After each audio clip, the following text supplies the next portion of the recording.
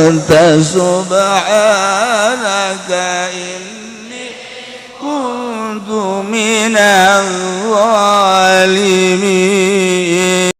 Dzalika bima qaddamat aydihim. Horenganan siksa kitu teh horenganan ku sebab pagawean aranjeunana. Pagawean maksiat ka Gusti Allah kita iman jadi henteu tita ibadah endahan maksiat. Iyalah nu perlu direnungkeun teh horeng lain kajadian ku parmakah bae di negara mana bae jeung saha bae lamun memang kajadian anak pagawean model kos kitu ieu bakal disiksa tetep ku Gusti Allah. Bahasana bima qaddamat ay qaddamat tengah heulakeun aidikum ay aidikum teh leungeun nu dimaksud mah ieu teh pagawean lantaran mayoritas pagawean diusahakeun ku leungeun geus di dieu teh ngaranna majaz ceuk ahli bilagah mah artina majaz teh ieu teh maksud bima qaddamat aidikum teh horenganan pagawean mah kasabtum berarti atuh subha maka sabtu mimma qadamat aidikum sarua jeung kos kitu. Nah iyalah bahasa ahli bilaga wayalah sakitu kade pagawean urang khusus jang urang masing-masing umumna jang sanagara lamun geus pagaweanana teu sesuai jeung aturan Allah moal enggan pasti nyiksa. Wa anna Allaha laysa bizallamin lil abid. Jeung sanyana Gusti Allah laysa taya Gusti Allah bizallamin tapuhara nyiksana lil abidi ka hamba. Masa si Allah teh zallamin zalim aniaya terhadap hambana. Lamun hambana sesuai jeung aturan Gusti Allah mah dipake ka deudeuh dipake ka nya tetapi lamun hambana geus teu sesuai jeung aturanana titah iman endahan kufur endahan musyrik endahan munafik titah ibadah endahan maksiat Allah moal segan-segan nagara mana bae kaum mana bae baik perorangan maupun sakaum sanagara sabangsa ku Allah bakal disiksa sarua jeung kaum-kaum nu barah heula. Ieu nu perlu direnung bejakeun ka para bupati. Hajakal bupati tilok ngaraji. Jakeun ka gubernur sarua gubernur ge tilok ngaraji. Komo tamah DPR mah alergi nya nama ngaji teh. Embung ngadengkeun bebener teh hayang jeung baris nyararana bae nu ngarenaheun korupsi, nu ngarenaheun maksiat. Panai disiksa mah gua ge kabagian. Nyana anu maksiat urang nu disiksa geus memeh ku Allah disiksa yuk DPR urang siksa wah seret urang garoblog sia teu ngatur aturan teu ngatur make aturan Allah ayo geus urang ngabring kabeh ka Tangerang demo ayo geus siapa dihayukeun kitu hasud sia meureun boga masalah ka jeung kumaha ge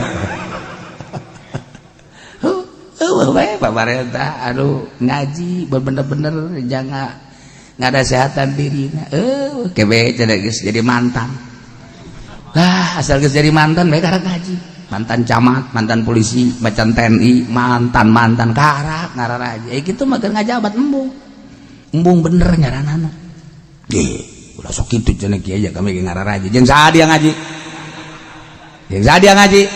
mun ngaji ge moal kitu dia kami ge ngaji kararieu itu sararuana ya Allah ya Rabbi Gusti ya Allah ayo saija-ijada Gusti Allah teh henteu ngazolim ka hamba-hambana dina harti moal sekonyong-konyong Allah nyiksa bigeu didambin tanpa dosa kudu aya dosa-dosa anu dilakukeun ku hamba-hamba ku kaum-kaum karak Allah nyiksa naudzubillah min. Urang ngadoa ka Allah mudah-mudahan Tangerang diamankeun ku Gusti Allah. mudah-mudahan Banten diamankan ku Gusti Allah, mudah-mudahan Pulau Jawa diamankan ku Gusti Allah, mudah-mudahan Indonesia diraksa ku Gusti Allah sehingga ulah terjadi siksa-siksa Allah. Disinonimkeun ku Gusti Allah teh kalakuan kufar-kufar Quraisy baheula nu ngalawan ka Kangjeng Nabi yakni ka Gusti Allah. Kada bi ali fir'aun walladzina min qablihim, tingkah para kufar teh percis kos tingkah-tingkahna Firaun jeung para kaum-kaumna jeung jelema-jelema nu samemehna. Kumaha kitu? Kafaru bi ayatillah, kalupur ka ayat-ayat Allah. Ketika Kangjeng Nabi Musa mawa ayat dibohongkeun ku Firaun, ku keluarga Firaun, ku kaum Firaun, ku tentara Firaun seluruh walladzi min qablihim, bahkan jelema nu samemehna ge. Ketika datang Kangjeng Nabi Ibrahim dibohongkeun ku kaumna. Ketika Kangjeng Nabi Sulaiman datang dibohongkeun, Kangjeng Nabi Daud dibohongkeun. Nah iyalah persis kufar Mekah kos kaum-kaum nu baheula di zaman Firaun jeung samemehna selalu ketika Nabi turun, Rasul turun dibarohongkeun. Kafaru bi ayatillah. Allah teu segan-segan kanu ngabohongkeun, kanu kalalufur, fa akhadhahumullahu bi dzunubihim, Gusti Allah tetep disiksa. Kangjeng Nabi Lut datang dibohongkeun ku kaumna, siksa. Kangjeng Nabi Hud datang dibohongkeun ku kaumna, siksa. Kangjeng Nabi Ibrahim datang dibohongkeun, siksa kaumna. Kangjeng Nabi Musa datang dibohongkeun ku Firaun, berikut kaum-kaumna, siksa kaumna. Kangjeng Nabi Muhammad datang dibohongkeun ku kafir Quraisy, kufar Quraisy, siksa kafir Quraisy, kufar Quraisy. Wari penerus-penerusna wali-wali Allah, ulama-ulama anu benar-benar ikhlas liilai kalimatillah dibohongkeun ku kaumna, tinggal ditunggu. Masya Allah, ulah sampai terjadi. Innallaha qawiyyun syadidul iqab. Sanyana Gusti Allah maha kuat kana naon anu dikersakeun ku anjeunna. Urang teh kuari hayang makmur dibongbroy ku Gusti Allah teh diistidraj dihayukeun. Da ka mana sia lupa. Hayu hayang naon kuari. Tapi awas ya, kudu nurut ka aing. Ketika teu nurut aing boga kakuatan, siksa sia ku aing, gempakeun sia ku aing, banjirkeun sia ku aing, bliungkeun sia ku aing. Hayu diributkeun sia antar kampung, diributkeun ku aing sia antar daerah, diributkeun sia ku aing. Hayo sia keributan-keributan di negara urang antara kiai jeung kiai raribut anu boga kepentingan. Kiai nu NU nu lain NU ribut, FPI jeung NU ribut, HTI jeung NU ribut lantaran boga kepentingan. Hakikatna nang Gusti Allah belah dieuna belah dituna teu narulut ka Gusti Allah. Kiai-kiai di kampung sarua bae kos kadar itu kiai na bae geura ribut hanya untuk sebuah kepentingan ceuhil doang. Komo eta mah DPR ribut parantina dak, eta mah parantina. Atuh parantina DPR mah ribut eta. Emang didinya sawah nanya nama. Pamarentah ribut atuh parantina. Nu paling dahsyat, Ieu kuari raribut di urang teh kuari agama antar agama. Ras. Anu tadina di urang teh dihijikeun ku Bhinneka Tunggal Ika tapi geuninganan kuari mah raribut. Geus lain rahasia deui kuari mah Islam ribut jeung Kristen, geus lain rahasia deui Islam ribut jeung Katolik. Lantaran pamarentahanna kuari dideuleuna ku urang. Saya dicekelna ayeuna nu minoritas dilindungi ai Islam negara urang mayoritas kunaon teu dilindungi. Mulai raribut kajen kumaha ge terus ieu bakal ribut, bakal tumpah darah lamun teu aya pitulung Allah. Sebab naon? Ieu janji Allah. lamun maneh teu ibadah ka aing, lamun maneh maksiat bae ka aing, kurang kumaha aing mereka dia cak Gusti Allah. Aing geus mereka sia hayo kurang kumaha deui. Sawah sakitu hebat da baragusna. Dagang naon sia nu teu untung. Siana ku aing dibere sehat, lain pake ka aing ngahareup teh edahan pake abrut-abrutan deuleukeun ku aing sia diributkeun sia ku aing ribut. Nah hiji sia di Al-Qur'an teu bisa. Geus atuh teh di Al-Qur'an mah tadi Pancasila. Urang teh tangga hiji Pancasila baheula teh. Pancasila satu. Keuangan yang maha kuasa. Eta salahna nu tadina ketuhanan yang maha esa kuari diganti ke keuangan yang maha kuasa. Iya. Nah, sia. Urang nyalahkeun kiai lain keuangan cenah ketuhanan, lain praktekna sia ketuhanan cabok wae sia. Lamun kula maca Pancasila di tengah-tengah negara di Tangerang baheulana. Bupati hadir satu, keuangan yang maha kuasa. Bupati pasti ngacung, turun kiai, salah tah. Sakola nu mantake ka dieu soekeun sia poe sumut sia. Ai sia ketuhanan yang maha esa, ai praktekna goblok sia. Goblokan sia tah goblokan aing. Paling ge goblokan sia siapa 190 aing 100. Ayo sia. Geus sia da keke, lain geus penjara sia poe aing. Bareng atuh jeung kieu boleh deh. Jangan nyalahkeun ketuhanan yang maha esa, praktekna keuangan yang maha kuasa. Kabehang goblok. Termasuk sia. Dirobah. Masya Allah, Bupati geus ngarobah, Dandim geus ngarobah, Kapolres geus ngarobah, kumaha tama Kapolres diam robah tama. Kabehan kiai nage atuh muing nage jalain ketuhanan yang maha esa. Keuangan yang maha kuasa. Kiai sia eta mah kitu. Ulah sok jileuk ka dia tuh biasa bae. Sarua keuangan yang maha kuasa.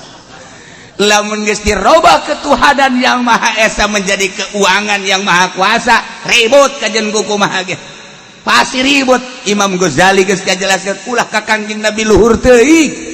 Ketika urusan fikih pasti bae ribut. Lamun urusan ma'rifat moal ribut. Ketika urusan fikih ribut. Sakitu ge urusan fikih nu bantak diributkeun urusan zahir atau komo urusan duit. Itu komo urusan duit. Aya rumah tangga geus boga incu nini minta tolak ka aki-aki urusanana ngan sakadar duit. Kan teu etis mah nya sih nini geus incuan minta tolak. Ini atuh na kumaha lah cenah hareudang rumah tangga. Ieu kan geus incuan mah incuan bae. Lain baheula anak sabaraha? 12 anak mah. Baheula hareudang teu? Henteu, baheula mah kuari hareudang. Kok bisa kos kitu leh? Tanyakeun bae coba ka bapak sia. Urusanna duit. Ribut antara RT urusanna duit. Ribut antara camat urusanna duit. Ribut antara kiai urusanna duit. Duit bae geus kuari nu matak berbondong-bondong ge demo ka DPR, demo ka bupati, urusanana kan duit. Kamari hari demo gede-gedean duit urusanana. Nu mantaknya na demo atuh itulah urusan duit bae. Nyanana urusan duit bae sehingga ketuhanan yang maha esa teh diganti ku bupati menjadi keuangan yang maha kuasa. Dandim ge ngaganti, Kapolres ngaganti.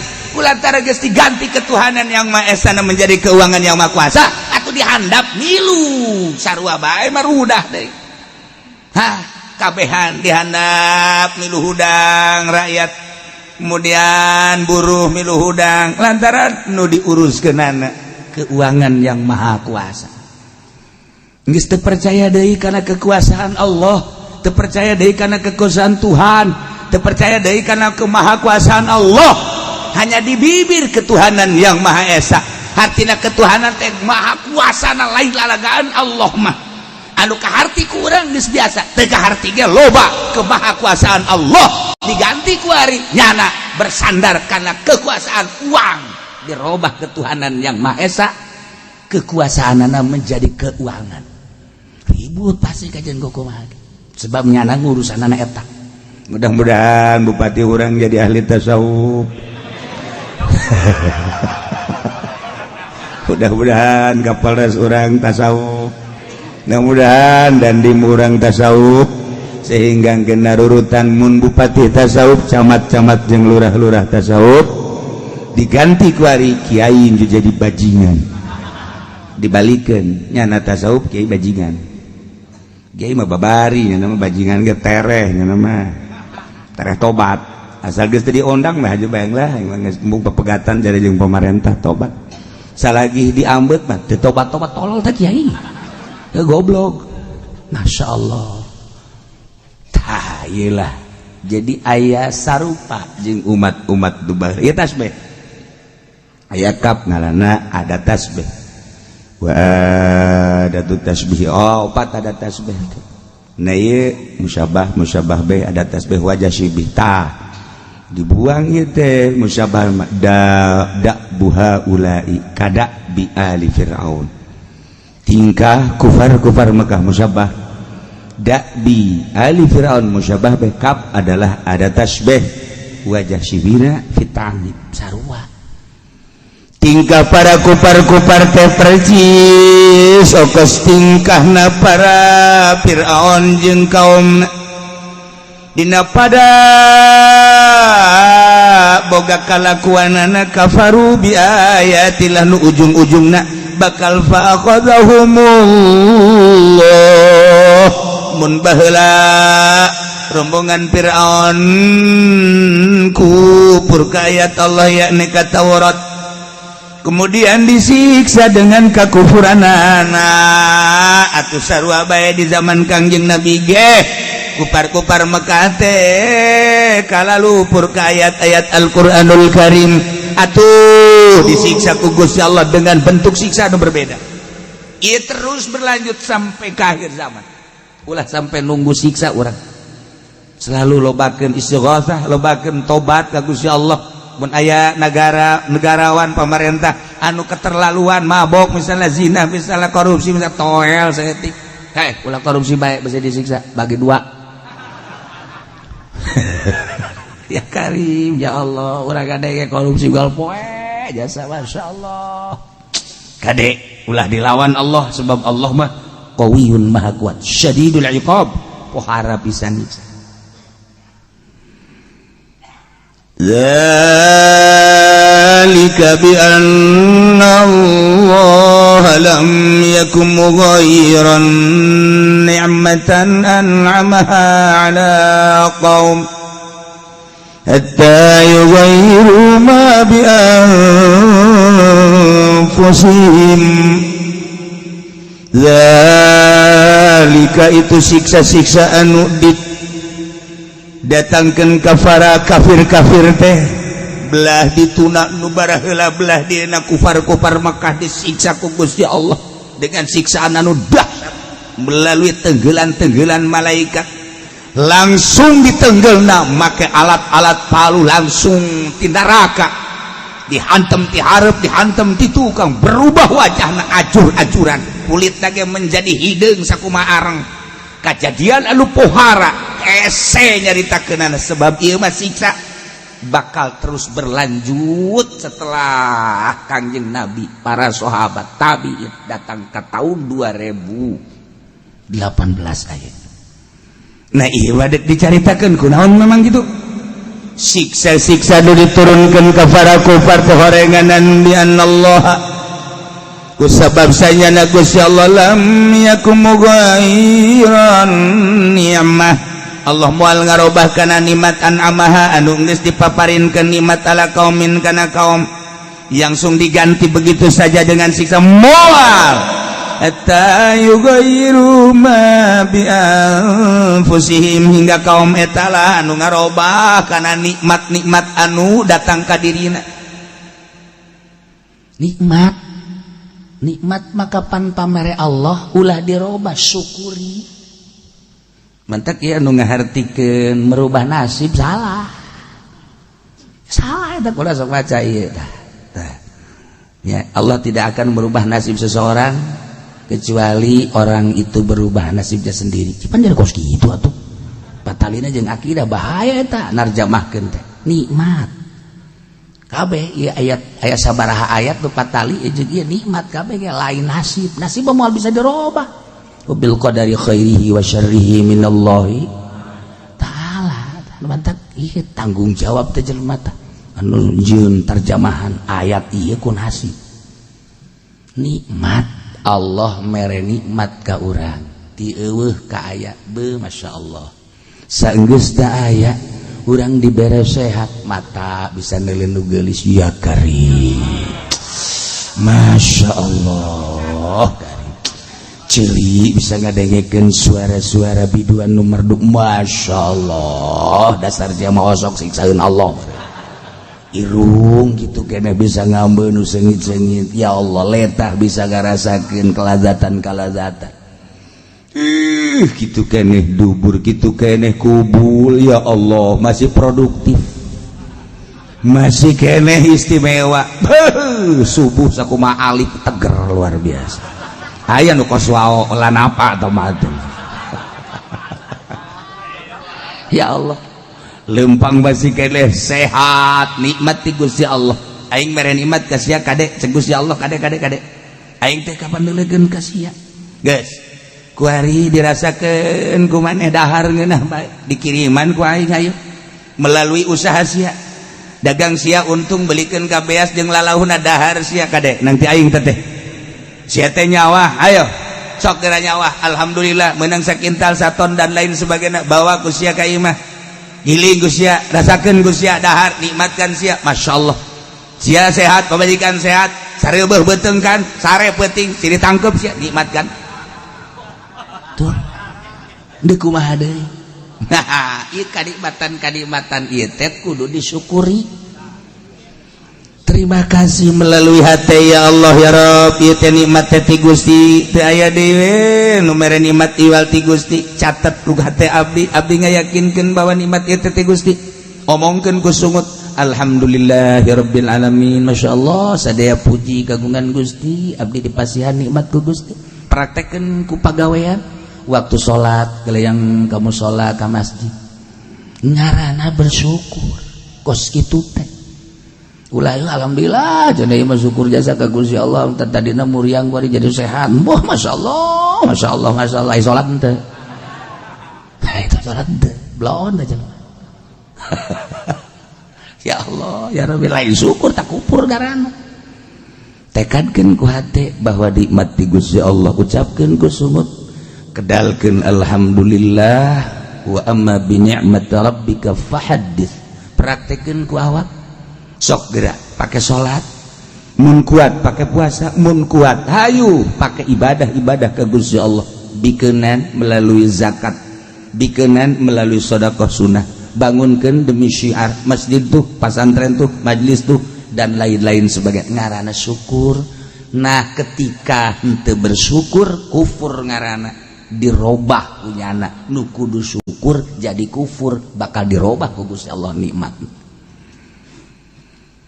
ulah kaget lamun kamari ieu dagang maju ku Gusti Allah teh keur diimtihan dicoba hik si maneh ka aing teh hayang sugi pepentaan teh dibere ku aing sia sugi sok geura dagang alhamdulillah nu tadina rugi jadi untung tina kauntungan tadina teu boga motor jadi boga naikkan keuntungan alhamdulillah katakan ti Gusti Allah ku ari geus kabeli Avanza jol by a Fortuner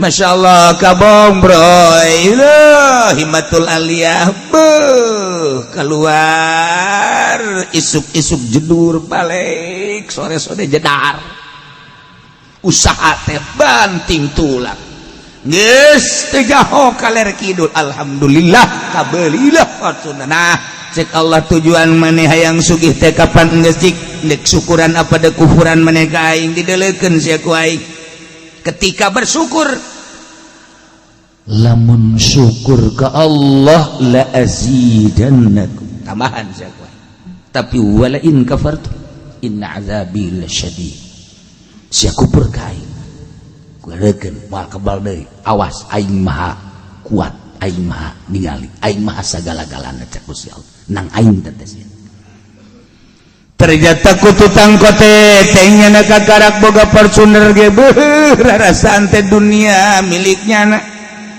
kanyawan miliknya na eta nawar kangkung ge geus teu make curug cak Habib teh mah make jempol suku. Ini berapa ini buat monyet saya. Abo, masya Allah, kufur didelekeun ka deku Gusti Allah. Ya Allah, ya Rabb. Ngadahar baso geges lain deui nya nama baso sabaraha duit jeung pinggan-pinggana jeung karanjangna sabaraha duit jeung hulu sia sabaraha duit. Amo, udah pohara itu. Iyalah kufur. Kuari manggeus teu ngambek kana majelis salim nu tata dina osok ngaji nu mantap ku Gusti Allah ditayakeun ge nya na osok daek ngaji sanajan di handapeun tangkal Ambon. Dada deres bae, kuari manggeus boga Fortuner nya da tencan boga Alphard. Encan boga baby band kakara Fortuner doang beuh minggu geus aya di puncak. Nyebut lagi geus aya puncak, punclak. Geus aya di punclot. Ya Allah, ya Rabb. Nggak, pila mana anu teu kabeli kunyana sewa kunyana salin ganti awewe kamari orang Cina kuari orang Korea orang Subang Majeng Karawang geus tama jalan kacai kufurnya Masya Allah karim moal kebal delekeun cabut kesehatanana cek darah waduh gulanya ada 1500 mah yang bener ini dokter gak salah. Iya, di situ masih kuat ini. Biasanya 1500 udah Pak mati. Saya baru dengar 1500. Biasanya cuma 300, 400, 500. Ini 1500. Gak tahu ini alat apa salah ya Pak. Bagaimana ya? Yang jelas ini 1500. Udah ini mah sampai rumah langsung suruh bikin kuburan aja ya. Iya, saya cabut ku Allah karimatan anak. Masya Allah, kawan ada puyang ya bebeja ka pemajikan cek atuh Pak. Dicek dokter darah tinggi ya Allah 790 darahna abo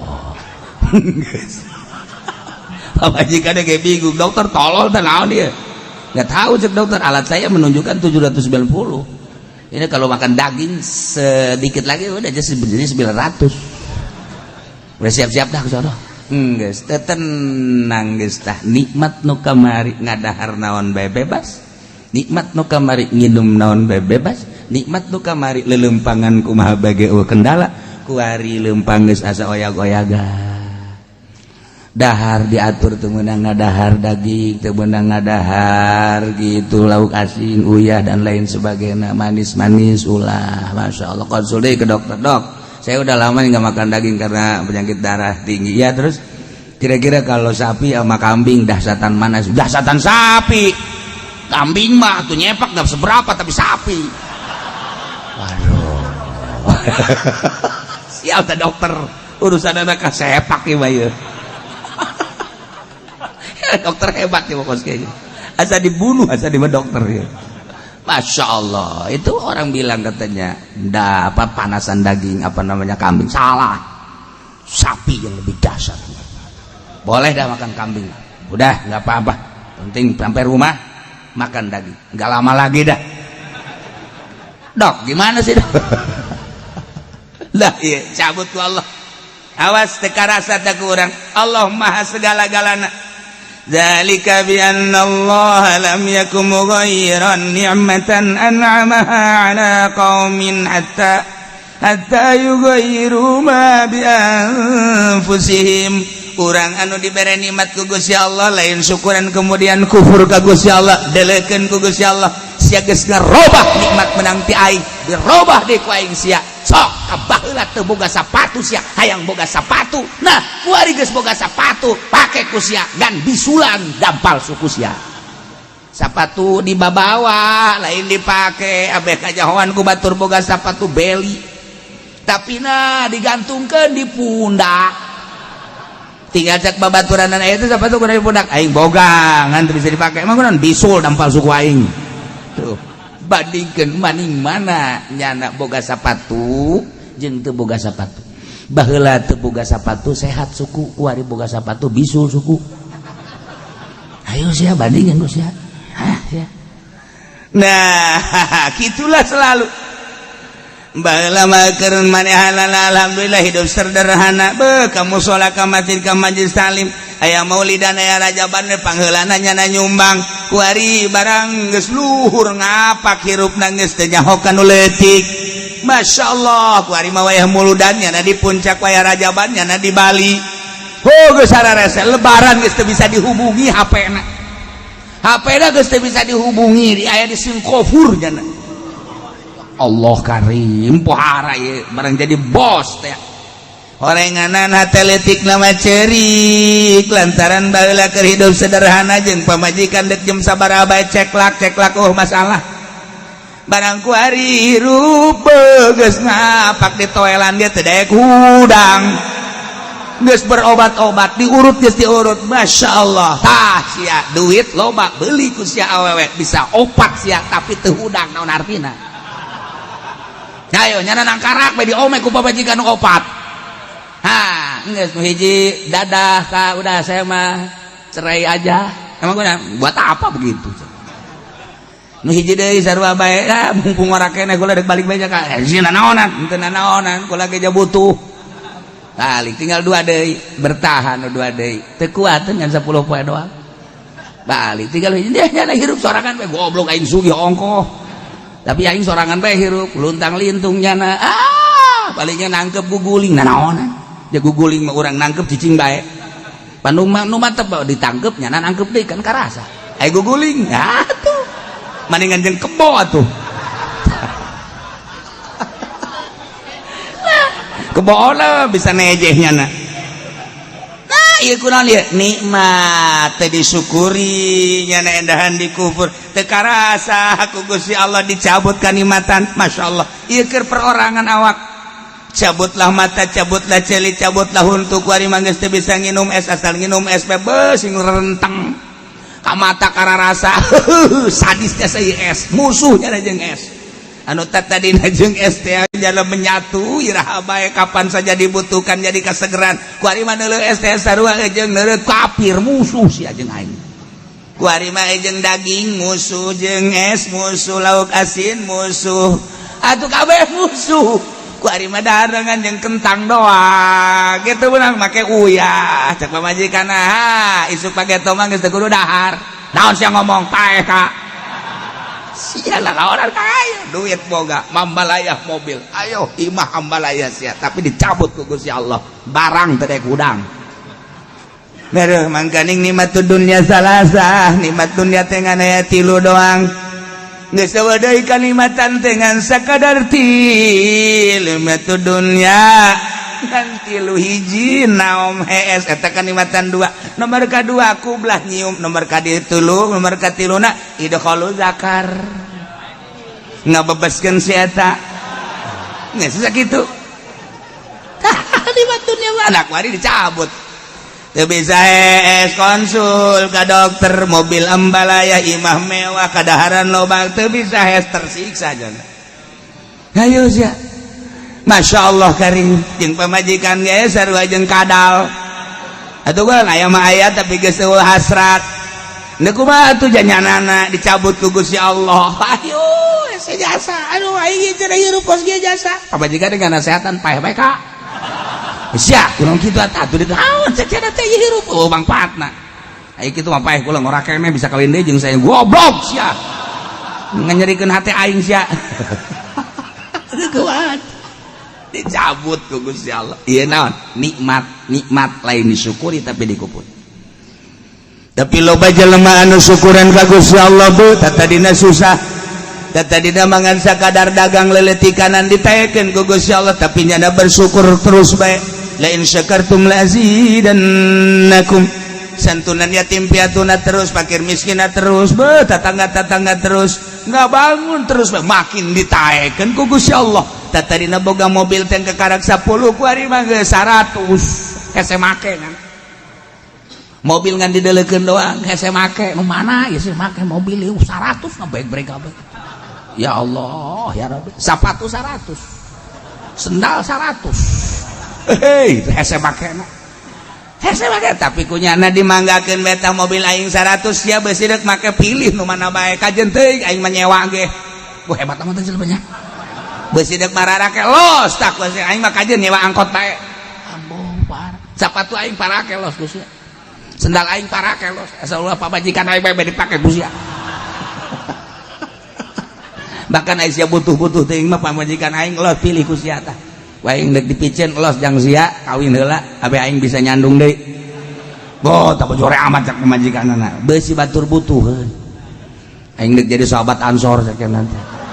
Ka ulah sok leuwih ngomong ka. Ya Allah, orang ge sahabat Ansor kos kitu mah. Muhajirin datang ke Madinah teu baroga pamajikan kapannya nama hijrah. Di Madinah teh anu boga pamajikan dua, kita milih. Tah aing boga pamajikan dua. Demi keagungan Allah, demi keagungan Muhammad, demi keagungan Islam, maneh ngabutuhkeun pamajikan, aing boga dua, pilih ku sia salah sahijina. Masyaallah. Matak hubbul ansor dakhala jannah. Cinta ansor surga. Atuh ansor lain alagaan nyambut kedatangan muhajirin papajikan ge dibikeun. Ya karing lain ansor NU. Sama kade ansor NU. Ansor NU naon.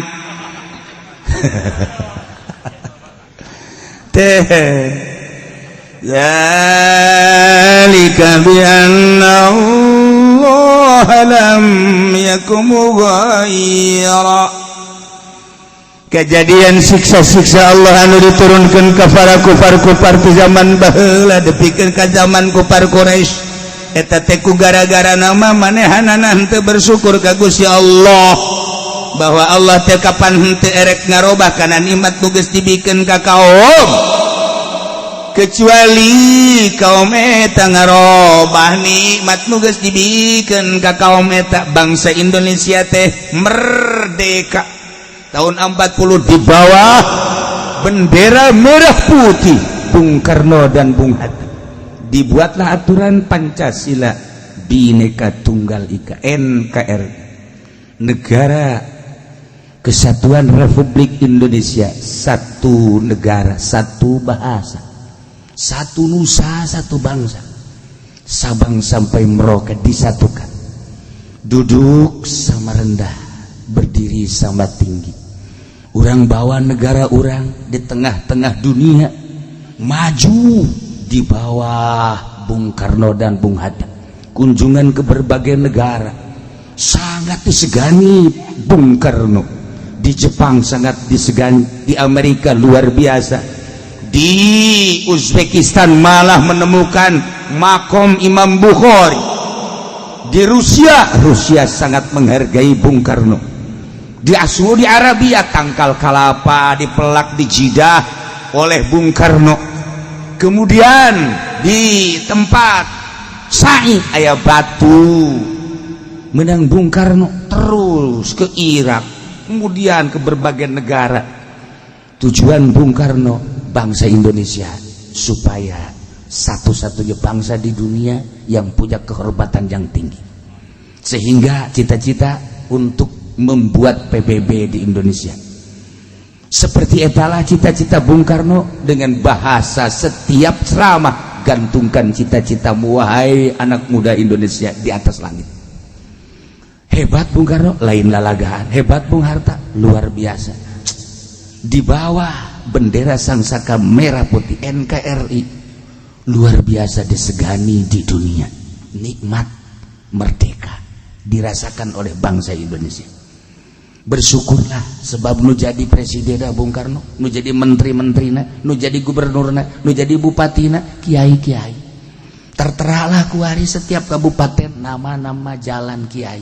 Kiai Mustafa, Kiai Khairun, Kiai di Serang dan lain sebagainya. Eta berkat kiai ikut andil dalam membangun bangsa jeung negara di Indonesia.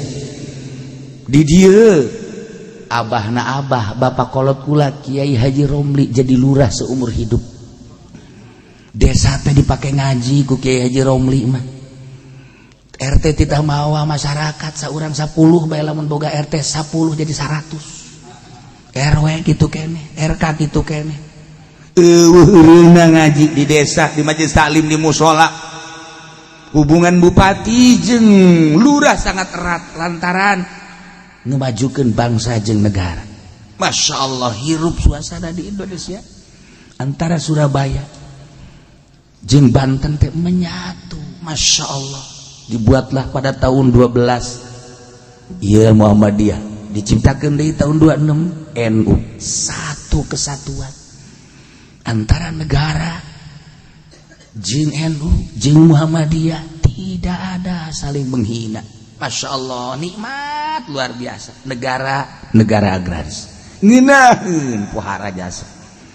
Lamun urang jaritakeun dongengna Kiai ti Banten tere ka Surabaya berangkat musyawarah, sanggeus datang ke Surabaya hasil musyawarah selesai untuk bangsa jeung negara. Eueuh nu baroga duit kapan? Eueuh nu baroga duit balik masing-masing naik kereta ngan ka istimewana saat eta jelema bisa nyokot daun bae dikitukeun jadi duit. Tah, maning mana kuari loba duit tapi henteu tentrem, baheula eueuh duit tapi bisa nyekel daun jadi duit, maning mana? Percis ko sapatu tadi. Percis ko sapatu. Masya Allah. Lamun orang nyaritakeun NU baheula ulah di zaman Ki Hasyim Asy'ari, di zaman Idham Holid bae ge Jakarta katincak kabeh. Suku Pak Idham Holid. Serang katincak kabeh. Tangerang katincak kabeh. Suasana NU hirup lantanan ketua NU na kunjungan ke masjid-masjid mana nu teu pernah ditincak ku Pak Idham Holid, tapi kuari NU kuari iraha mincak musola. Kadenge ku ceuli dia. Da kumaha nuturkeunna dia? Yeuna dia berubah ieu kan diceritakeun perubahan nikmat. Nu baheula di organisasi nikmat teh benar-benar disyukuri ibadah, kuari keuangan yang maha kuasa. Eta organisasi atau komo partai. Eta partai atau komo negara. Eta negara atau komo kiai. Wih, iki mah wis kabeh ge ya. Lah iya ge. Wis kabeh, wis iwak urip sekarang rebek ge. Insyaallah. Nah, iya naon nih maksudna? Perubahan. Awas. Nu tadina ketuhanan yang Maha Esa. Tidak ada Tuhan selain yang Maha Esa. Dan yang Maha Esa itu punya kekuasaan, kita pasrahkan kepada kekuasaan yang Maha Esa. Tidak ada yang punya kekuasaan kecuali Allah. Sandarkan kemahadoipan kita ke maha kuasaan Allah. Insya Allah bantuan Allah tetap ada. Insya Allah bantuan Allah tetap istiqomah. Tapi ketika kita berubah ketuhanannya dengan keuangan, sandaran kita kepada materi, dunia, uang dan lain sebagainya, seakan-akan mengabaikan kemahakuasaan Allah. Engkau telah merubah nikmat yang aku berikan, kata Allah. Awas, gua cabut kamu, mimiti huntu umplak kabeh. Ayo sia, dek gadahar naon sia, guhal gehol. Huntuan sia, ceuli culean gua. Geus kolot culean kan teh etis. Masya Allah, batur gadareget janang geus embungeun. Aduh, ieu mah abab lain naon cule ieu mah lain. Ya Allah, ya Rabbi, ya Allah, ya Rabbi. Cileun segede poleca. Aduh, ampun. Masya Allah, geus teu bisa dipandian ieu mah cileun. Ya Karim, leho hejo, Masya Allah, dising-singkeun teh bau sagede jempol suku. Ayo sia ajak Allah, ayo sia. Kuari di barare salah letruk, salah letres jelema nikmat lain disyukuri. Awas ya. Kuari nikmat secara bersama. Kemerdekaan nu mesti ku urang dinikmati pakai bersyukur ka Gusti Allah. Kuari dijajah setik-setik 5 tahun, adem ayam 10 tahun mulai rada goyang-goyang. Ketika Pak Harto langsung seperti etalah dicekelah ku Bung Harto, berubah negara, kenikmatan lain dipakai syukur ka Gusti Allah, dipakai kufur kuari. Masya Allah, ku Allah terus kenikmatan eta dirubah menjadi siksa. Terus sampai ayeuna dijajah urang teh kuari. Dijajah ku Belanda mah urang wani ngalawan, dijajah ku Jepang urang wani taruhanana nyawa, dijajah ku Inggris sakicep urang teh gampang. Dijajah ku musuh sorga taruhanan nyawa.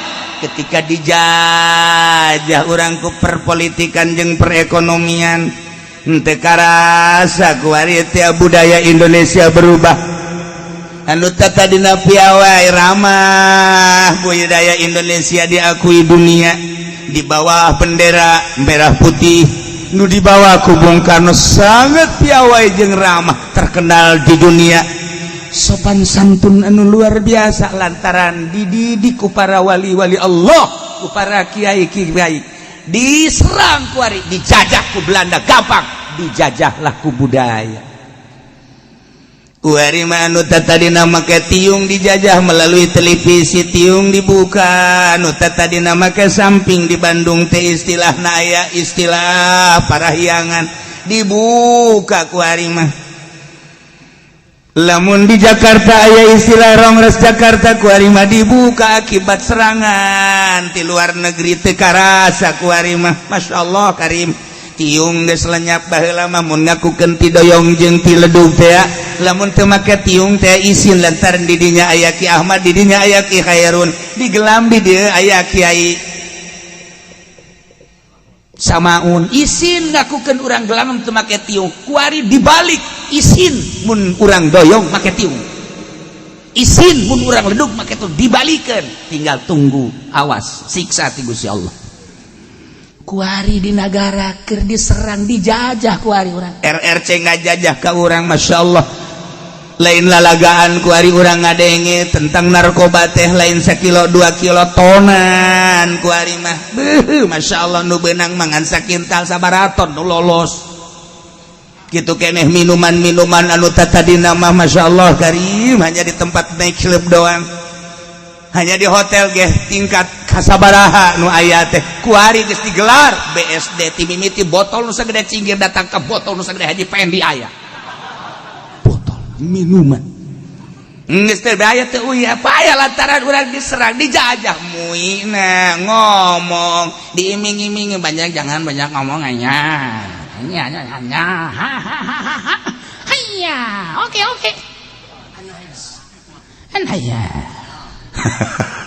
kabeh depan gitu keneh ngaranna ge dijajah baheula mah urang lamun nyaritakeun partai petilu teh asa partai Islam beuh eta teh dahsyat luar biasa lawana Golkar jeung PDI urang teh asa jihad fisabilillah padahal mah petilu tetapi lantaran didikan ulama saat eta urang boga perasaan seperti kitu asa jihad menang jeung elehna sabodo bener jeung teu benerna tapi perasaan bangsa seperti eta kewalahan Pak Harto sehingga makanya koleko Pak Harto coblosan langsung lamun secara jujur menang petilu tapi itu jujur nikmat awas nikmat ieu geus dirobah-robah nikmat ku Gusti Allah lantaran urang teh keur dijajah ku ari Amerika ngajajah ka urang ku ari Rusia ngajajah ka urang melalui RRC urang teh dijajah di berbagai sektor. Iya politik urang dijajah geus eueuh politik Al-Qur'anul Karim ekonomi urang dijajah ku ari teh ku RRC geus acak-acakan saha anu ngadominasi ekonomi di Indonesia urang pribumi bahkan Gubernur Anies nyaritakeun tentang pribumi di demo teu meunang nyaritakeun pribumi teu kumaha coba betapa dahsyatna ieu dia perubahan nikmat nu sakedeung deui lamun ieu teh dipertahankeun teh dikembalikan nikmat kana syukur bakal disiksa ku Gusti Allah saha nu nyaho Jakarta dikerem Serang dikerem Pandeglang dikerem Banten dikerem hanya Tangerang aman sia mah amin bae pugu Tangerang ge sarua wah hayu sia santaran nikmat ieu lamun teu disyukuri dikumpuri Allah delekeun awas matak ditungtung nawan Allah sami'un alim sing ade saenyana Gusti Allah teh maha ngarungu maha uningan neulekeun Gusti Allah teh ngadengekeun Gusti Allah ka bangsa-bangsa Indonesia anu keur dijajah kuari masyaallah politik dijajah teu meunang urang nyaritakeun politik NKRI teh kos boga polisi NKRI itu semoga abri buku NKRI mah bangsa Indonesia tenurut kanyana urang pajar teroris tenurut kanyana urang teh pajar PKI teu kumaha coba hirup di negara urang seperti eta kondisina kuari awas nikmat kembalikan urang pakai syukuran ka Gusti Allah merdeka anu sekian tahun urang syukuri ka Gusti Allah politiknya coba orang beneran deui atungan ngomong doang pan urang mah teu jadi DPR atuh kieu cenah lain jadi DPR teu kapilih aing tiba heula aing jadi DPR teu kapilih dek diacak-acak koeng sia kursi DPR koeng ini kumaha urang nikmat. Masya Allah karim dirubah kuari nu jadi hulu politik kafir, nu jadi hulu ekonomi kafir, nu jadi hulu budaya kafir kuari. Masya Allah karim teu karasa mulailah kuari keluhan-keluhan kiai minta cai kunaon anakku lagi sembung sakola nyakalan HP bae rasakeun ku sia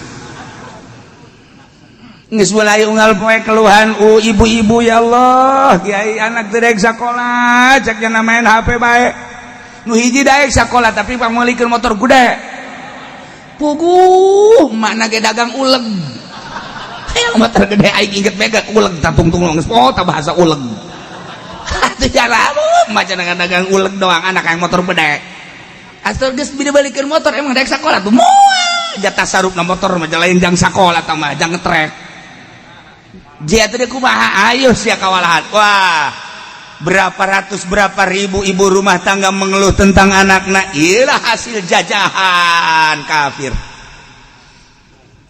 Sabaraha juta umat manusia kuari anu mengabaikan pendidikan Al-Quranul Karim jajahan kafir. Alhamdulillah Masya Allah berhasil dijajah ku kafir.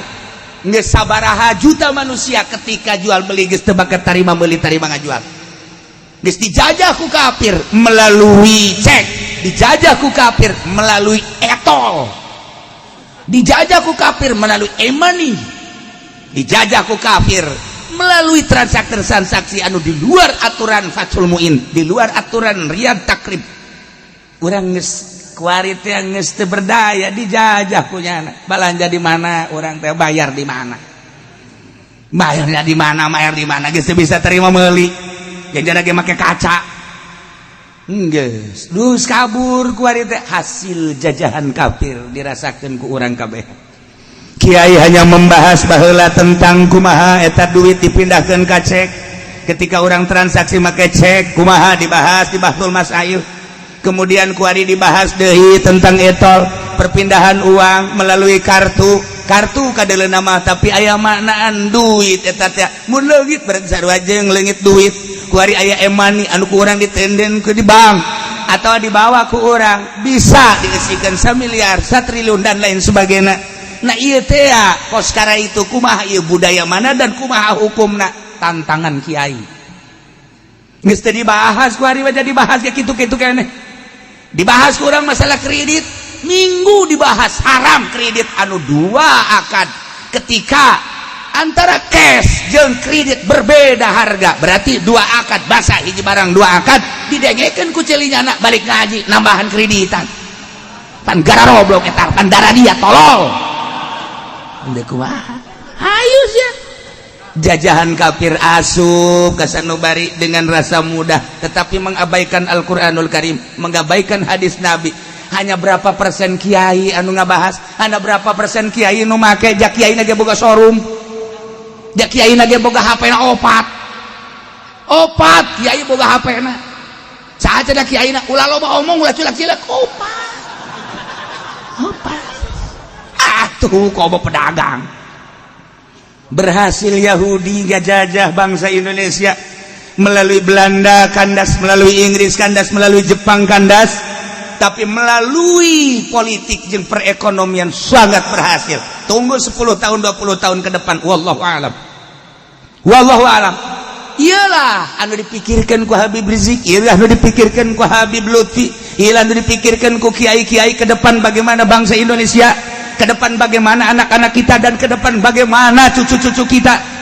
Mulai musyawarah bagaimana, yuk kita gerak dan bagaimana coba kita merapat ke Polri, coba kita merapat ke TNI. Bagaimana ini negara kita untuk ke depan? Kita sedang dijajah, terlena bangsa sekarang sedang dijajah oleh politik dan perekonomian dan menang dia sehingga dilindungi dia. Yang namanya punya uang dilindungi, apapun kesalahannya. Yang namanya tidak uang walaupun pribumi dikubur. Bagaimana ini negara? NKRI dijadikan jembatan, NKRI dijadikan sekedar bahasa asal tentang pemerintah, tidak NKRI. NKRI milik siapa sih sebenarnya? Kok kuari jadi perebut NKRI sih? polisi perebut NKRI, TNI perebut NKRI, NKRI nu saha nu sabenerna mah perlu dibahas secara utuh. Sebab naon ieu nikmat, ieu nikmat ketika tidak disyukuri bahaya luar biasa. Lamun pribumi kuari geus teu asa pribumi, teu meunang ngomong pribumi, cilaka. Aset Indonesia geus dibawaan ke luar negeri. Lain lalagan. Anu emas, anu perak, nu besi, termasuk uyah dibawaan ka ditu. Kembalikan ka dieu, urang mah tinggal mengkonsumsi. Nyana anu keuntungan luar biasa mah. Nah iya perlu dipikirkan bangsa Indonesia piawai ramah pinter bangsa Indonesia. Lamun bangsa Indonesia kepinteran anak digugu ku negara mobil geus panghebatna produksi mobil. Memeh Amerika, memeh Jepang anu nyiptakeun henteu make bensin, make surya. Indonesia heula tahun mana kula waktu tahun 81 di Bandung harita geus ngadenge bahwa bangsa Indonesia sudah bisa menciptakan mobil pakai surya tanpa pakai bensin. Tahun 81 kula mah inget bae pinter kula mah beula ge. Sia gara sombong aingnya. Ieu nyaritakeun teu poho tak kura aya berita-berita kos kitu, masyaallah karim. Luar biasa. Nah, kemudian nyiptakeun kitu rancangan-rancangan kapal. Mulai hati Habibie, dipermasalahkan, diperdebatkan, dan tapi Habibie juruduk dengan kepintaran anak. Dunia mengakui keistimewaan Habibie. Cuman tidak diberi porsi untuk di Indonesia. Larilah nyana ke Jerman. Masih ingat di benak hati saya, sebab saya anak buah Habibie waktu itu. Sia kurang yang serikeun ka aing. Tahun 81 masih kena lain lalagaan gula mah. Kula di Bandung hari teh jadi mahasiswa. Cak lu bohong. Lah masih kena loba-loba deui. Hari tadi permasalahkan tentang wakil presiden. Gitu orang Subang teh, orang gitu orang Garut teh, Widahadi Kusuma. Saat eta ge geus dikatingali menonjolna, tetapi lantaran orang hebat setik tidak usah jadi presiden, cukup jadi wakil. Eta di tahun 82 geus dipermasalahkan. Ketika Banten kayak nu muncul, tidak perlu saya sebutkan namanya, ada dua sosok manusia Banten diperhitungkan di Indonesia, langsung Pak Harto mengkat, tidak usah. Emang berita-berita kos gitu teh masih aya di otak kula. Nih pengusaha yang paling istimewa Serang dan Pandeglang masuk jajaran internasional. Tangerang tidak ada. Nyaho nu aya hutang me Tangerang. Aya hutang. Atuh kuari ge saha anu sakola di luar negeri jeung eueuh. Hiji dua ge can buguh berhasil, tapi Serang Pandeglang Rangkas Betung geus lain lalagaan. Maju geus buguh ka ditu. Bogor mah geus deui ti heula. Cianjur gitu-gitu gembo, masya Allah luar biasa. Terus ke Bandung manggeus pohara jasa. Tetapi aya permainan politik anu dahsyat di Indonesia, sebab Indonesia mah negara teh dua alam, hiji alam zahir, kedua alam gaib. Lamun kuari urang jaritakeun di negara, di istana, emang kumaha kitu ngeri di istana teh. Hilir mudik manusia asup di kamar lain, di tempat lain aya anu keur kieu bae. Ke rumah mantra-mantra. Terus niupan dan lain sebagainya. Emang terus di Indonesia mah seperti itu. Sebab Pancasila naga ya dua, burung Pancasila hiji nu gede di dinya, leuweung gede deui di satu kamar. Dahsyat di alam gaib. Nu mantak teu sembarangan nu jadi presiden di Indonesia teh.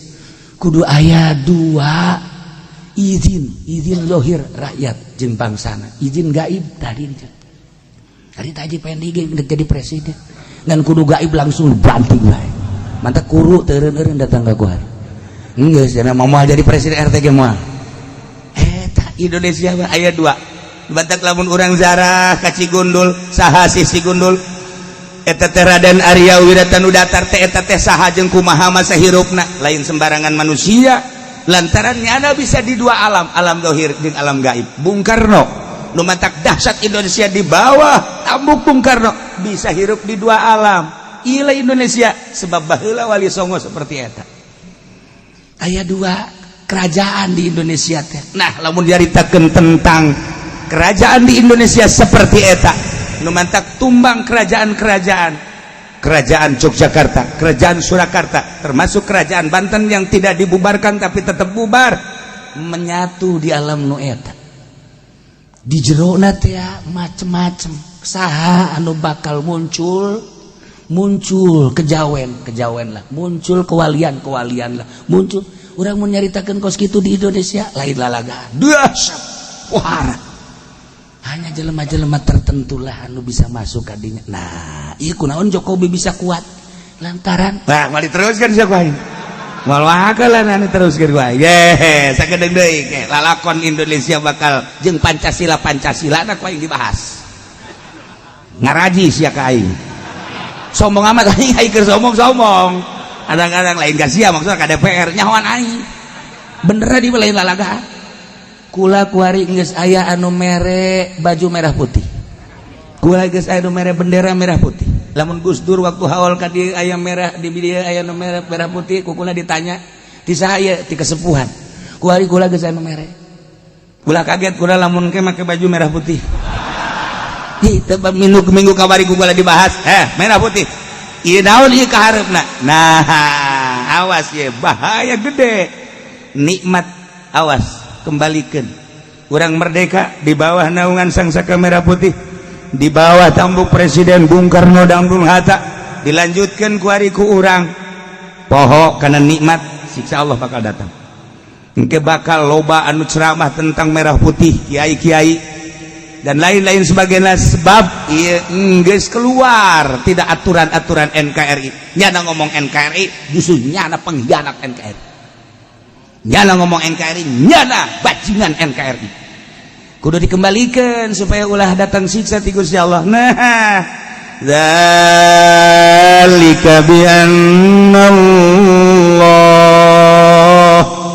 itu siksa Allah terhadap kupar-kupar nu baraheula belah dieuna kupar-kupar Quraisy disiksa ku Gusti Allah lantaran Gusti Allah teh terek ngarobah nikmat ku Gusti Allah dibikeun ka kaum kemudian digantikan begitu saja dengan siksa tidak hatta yughayyiru ma bi anfusihim kecuali kaum eta lah nu ngarobah nikmat-nikmat mantak urang ulah ngarobah nikmat syukuri ku ari ku urang nikmat-nikmat ti Gusti Allah secara pribadi urang syukuran ka Gusti Allah secara kelompok bere penerangan syukuri ka Gusti Allah insyaallah Allah merubah dengan kenikmatan kembali nikmat-nikmat anu digantikan baheula kupar Mekah teh harita keur lalapar hese ka dieu ka ditu dibere ku Gusti Allah kasuburan gandum subur korma subur sehingga lapar teh kuari jadi sebeuh kata pilih kupari Mekah hitam menjoin anu tatadina sieun luar biasa diamankeun ku Gusti Allah anu tatadina manehanana nungguan kedatangan Kangjeng Nabi Muhammad beserta Al-Qur'anul Karim diutus dibalesna kuari kadaharan kamahmuran pake maksiat aman nu menang mere Gusti Allah teh pake dugala maksiat ka Gusti Allah datang Kangjeng Nabi teh dibalas ku kakufuran dibalas sedih an sabilillah nahan tina sabilillah bahkan merangan para mukminin datang Kangjeng Nabi lain disambut dikufuri kemudian Kangjeng Nabi dianiaya sahabat dianiaya tidak sekedar dianiaya diusir Kangjeng Nabi ke Mekah hijrah di Mekah ke Madinah tunggu cek Gusti Allah siksa bakal datang ka sia terus datang ke ayeuna ketika urayan-urayan ulama diabaikan delekeun ulama na moal nanaon hanya mohon kepada Allah ya Allah nyangakeun sadaya-daya abdi entos masihan penerangan adapun urusan ka dituna Gusti Allah nyangakeun sadaya-daya ketika umat nurut ke aturan Allah aman bersyukur ketika teh nurut tetap bae kufur tetap bae musyrik tetap bae maksiat tunggu siksa Allah urang geus deuleu betapa luar biasana tsunami di Aceh tuh hargaan jasa eta dunia mobil tinggal yang imah ala lajur jelema anu tadina di bos-bos tadina di bapak-bapak tadina di ketua-ketua di komandan-komandan beak kabeh kucai tidak ada nilai sebab nubogana Gusti Allah ulah sampai terjadi 2 kali disusul Pangandaran susul deui Cianjur susul deui Yogyakarta susul deui berbagai angin beliun sebab naon can bersyukur keneh bae ka Gusti Allah ieu kuari wali-wali Allah ulama-ulama lain masalah nanaon ieu sieun datangna siksa. Jakarta besi disiksa, Pandeglang Banten besi disiksa geus puguh, Jawa Timur Jawa Tengah umumna Indonesia besi kena siksa Gusti Allah teu kumaha. Mata kembalikeun geura-ge urang syukuran ka Gusti Allah sebab Allah wa annallaha sami'un alim, saenyana Gusti Allah maha ngarungu maha uning. Kakupingan ku Gusti Allah, kakupingan ku Gusti Allah, kauninga ku Gusti Allah, lempang-lempang na manusia, hate-hate manusia. Innallaha la yanzuru ila suwarikum walakin yanzuru ila qulubikum. Hate-hate kiai kadeuleu ku Gusti Allah. Ka mana sia lumpatna? Ketuhanan apa keuangan? Ah, henteu abdi mah ai keuangan mah keberkatan Gusti. Ya. Ya minim lah berkat bah cenah Gusti. Hampura we teu sakitu jang anak cek nya teh. Incu kula loba di imah. Atuh kunaon pake alasan sia ngariung incu. Masyaallah kayak mal kebeli di debabetkeun bisa aing. Sok ya ketuhanan apa keuangan kembali deh. Beuh masyaallah rumus Pancasila menang di Al-Qur'anul Karim. Anu sakitu hebat tangkal kayu, aya kapas, aya pare dan lain sebagainya. Ieu adalah isyarah untuk kesatuan jeung persatuan NKRI. Mudah-mudahan orang kabehan ditangtayungan ku Gusti Allah, pamarentahna ditangtayungan ku Gusti Allah, ilmuanana ditangtayungan ku Gusti Allah, usahawana ditangtayungan ku Gusti Allah, rakyatna ditangtayungan ku Gusti Allah, sehingga orang melalui tangtayungan Gusti Allah bisa ngerubah menjadi syukur deui ka Gusti Allah, sehingga nikmat ditambah-tambah ku Gusti Allah, terasa kemerdekaan Indonesia, terasa kejujuran jeung keadilan Indonesia, terasa keamanan Indonesia, sehingga orang bisa ibadah dengan tenang jeung tentrem ka Gusti Allah Subhanahu wa taala. Bi barakati umil Quran. Al-Fatihah.